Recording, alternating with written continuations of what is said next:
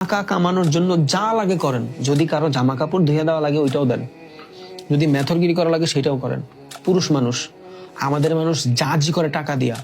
আমাদের টাকা থাকলে সম্মান আছে, টাকা না থাকলে সম্মান নাই। সো এই টাকা কামানোর জন্য যা করা লাগে লিগ্যাল ওয়েতে, সঠিক ওয়েতে, হালাল পন্থায় করেন। যা করা লাগে, ইট টানা লাগলে টানেন, মাটি কাটা লাগলে কাটেন, সেলসের চাকরি করা লাগলে করেন, স্বপ্নতে চাকরি করা লাগলে করেন, শপিং মলে করা লাগলে করেন, যা ইচ্ছা করেন। ভাই, রোডের ভিতরে যে চাইনিজ কিছু কোম্পানি থাকে না, যারা বড় বড় ফ্লাইওভার করে, এইসব কাজও আমি করছি, আল্লাহ সাক্ষী।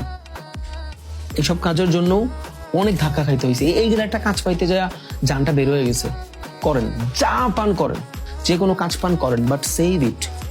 টাকা যত কামান সেভ করেন, রাখেন, জমান, দেন। যদি মনে হয় বিজনেসে যাবেন, আলহামদুলিল্লাহ।